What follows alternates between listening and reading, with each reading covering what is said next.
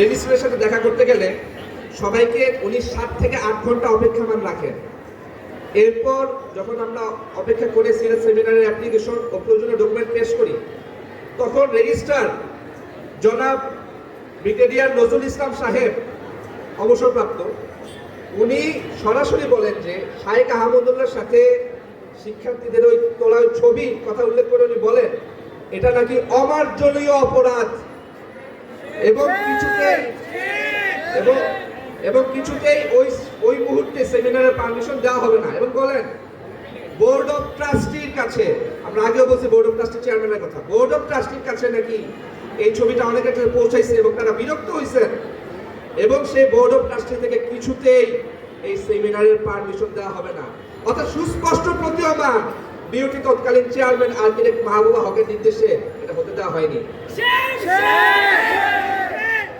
এমনকি registrar sir আমাদের application শুরুতে পড়েই দেখতে চান না, আমরা জোর করে ওনাকে বলছি স্যার আপনি একটু পড়া দেখেন, অন্তত উনি পড়া দেখা বলে এটা পড়তে লাগে 15 সেকেন্ড, অবজ্ঞা করে আমাদের সাথে কথা বলছে সেটা।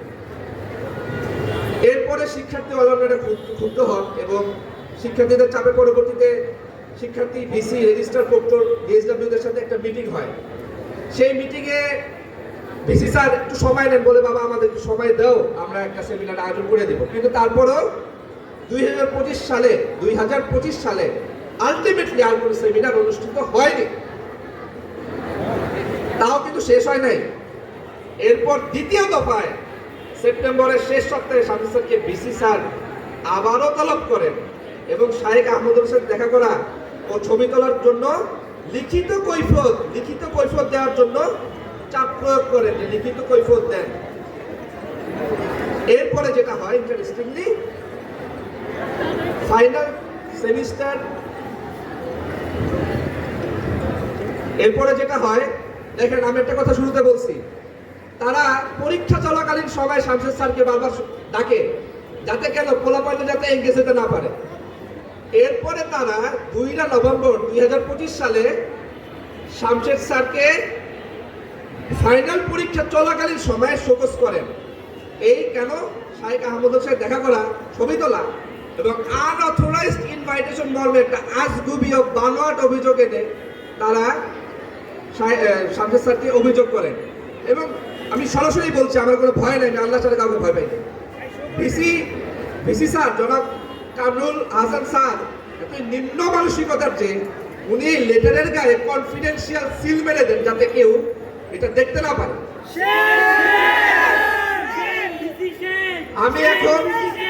আমি এখন ক্যামেরার সামনে সেই শোকজ লেটারটা আনছি এবং সেখানে এটা আপনারা সবাই অবশ্যই ছবি তুলবেন।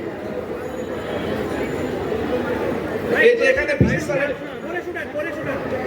স্যারের আমি পড়ে শোনাচ্ছি, আপনারা আগে ছবি তোলেন। এখানে যে ভিসি স্যারের সাইন আছে এবং এটা ভার্সিটির প্যাডে লেখা, কনফিডেন্সিয়াল লেখাটা আপনারা ফোকাস করবেন।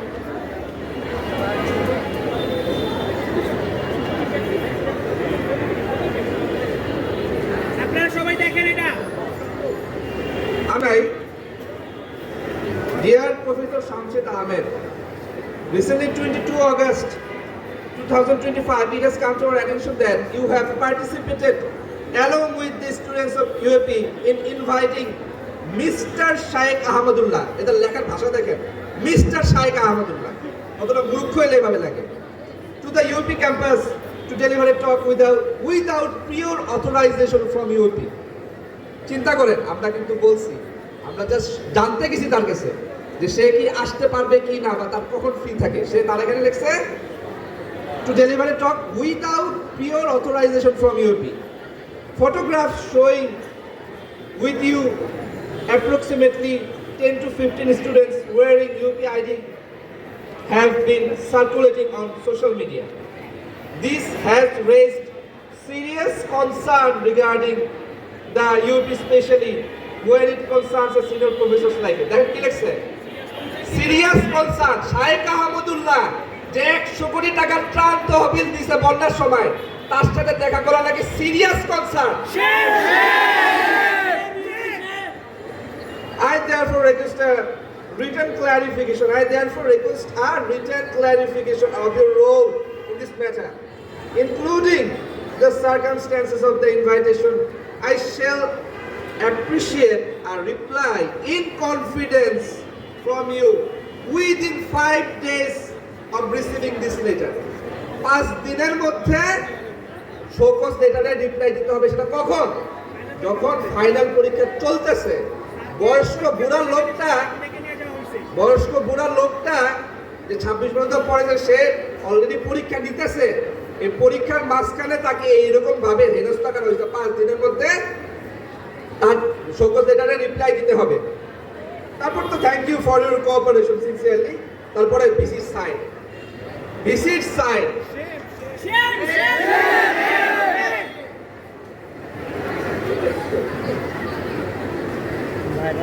Professor Shamshed sir university of Asia প্যাসিফিকের জন্মলগ্ন থেকে জড়িত একজন শিক্ষক। এটা আমি আগেই বলছি। 28 বছরের বিশ্ববিদ্যালয়ে উনি 26 বছর ধরে শিক্ষকতা করছেন। ইউনিভার্সিটি অফ এশিয়া প্যাসিফিকের বর্তমান অথরিটি বহু অপরাধে জড়িত, র্যাঙ্কিংয়ে বড় মাপের ধস, বেসমেন্টের মতো ঝুঁকিপূর্ণ, নিচে 3টা বেসমেন্টের মতো ঝুঁকিপূর্ণ স্থানে ক্লাস নেওয়া সহ বিভিন্ন অভিযোগ রয়েছে এই অথরিটির বিরুদ্ধে। এই অথরিটির অব্যবস্থাপনা ও ত্রুটিপূর্ণ আচরণের শিকার হয়ে একজন স্টাফের আত্মহত্যার ঘটনাও এই ভার্সিটিতে ঘটছে। আমাদের শামশেদ স্যারের যদি কিছু হইতো, তখন এটা দায়ভার কে নিত? দেখেন, তারা শামশেদ স্যারকে শাইখ আহমদুল্লাহর সাথে ছবি তোলার জন্য সাথে সাথে শোকজ করে ফেললো, সুন্দর মতো শোকজ করে ফেললো, 5 দিনের মধ্যে লেটার জমা দিতে বললো। অথচ বহু বছর ধরে নারী শিক্ষার্থীদেরকে হেনস্থা করার পরেও, শিক্ষার্থীদের নারী হিজাব নিয়ে অবমাননা করার পরেও লাইকা হোসেনকে নিয়ে এখন পর্যন্ত এই মেরুদণ্ডহীন অথরিটি কোনো কার্যকরী স্টেপ নেয় নাই। উল্লেখ্য যে গত 2024 সালে যখন বৈষম্য বিরোধী আন্দোলন চলাকালীন সময়ে 17 থেকে 18 জুলাই এই ক্যাম্পাসের সামনে, ইউনিভার্সিটি অফ এশিয়া ক্যাম্পাসের সামনে বৈষম্যহীন ছাত্র আন্দোলন চলাকালে এই অথরিটি, এই ভিসি, এই কামরুল হাসান স্যার, উনি তখন এখানে ছিলেন ভিসি হিসেবে, এই রেজিস্ট্রারও ছিল, এই ডিএসডব্লিউ মহসিনও ছিল, সবাই ছিল। এই অথরিটির নির্দেশে ক্যাম্পাসের মেইন গেট লাগিয়ে দেওয়া হয়েছিল।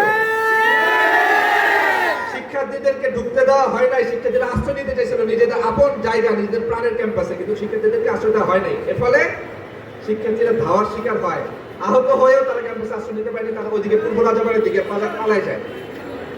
দেশ ফ্যাসিবাদ থেকে মুক্ত হওয়ার পরে এর বিরুদ্ধে 2024-এর 19 আগস্ট ক্যাম্পাসে শিক্ষার্থীরা আন্দোলন করে, এবং সেখানে আমরা অন্যান্য অনেক দাবির পাশাপাশি ইসলামিক সেমিনার করা ও অথরাইজ একটা ইসলামিক ক্লাবের দাবি জানাই। কিন্তু তারপরেও তারা, আপনারা জানেন যে অনেক প্রাইভেট ইউনিভার্সিটিতে, আসাদুল্লাহ ইউনিভার্সিটি অফ সায়েন্স এখানে আছে, তারপরে আইইউটিতে আছে, এবং আরো ইস্টে সহ আরো বিভিন্ন প্রাইভেট ইউনিভার্সিটিতে একটা অথরাইজড ইসলামিক কমিউনিটি বিদ্যমান, যেটা আমাদের এই ইউনিভার্সিটি অফ এশিয়া প্যাসিফিকে অসংখ্যবার আমরা অনুরোধ করার পরেও আমাদেরকে এই ক্লাব করতে দেওয়া হয় নাই। তো আমাদের সেই দাবিতে শিক্ষার্থীদের চাপে পড়ে ভিসি স্যার আমাদেরকে একটা কথার মধ্যে বলছে যে সে নাকি চাপে পড়ে আমাদেরকে সেই 2024 সালে একটা সিরিয়াস সেমিনারের পারমিশন দিয়েছিল। সেখানে কিন্তু একটা ঘটনা ঘটছে। আমরা একটু আগে আপনাদেরকে বলতেছিলাম ডিএসডব্লিউ মহসিন স্যারের কথা, যে ডিএসডব্লিউ মহসিন স্যারের ইসলাম বিদ্বেষে বা আওয়ামী লীগ সম্পর্কের কথা। সেই 2024 সালের সিরিয়াস সেমিনারে ডিএসডব্লিউ মহসিন স্যারকে আমাদেরকে কোঅপারেট করতে বলা হয়েছিল।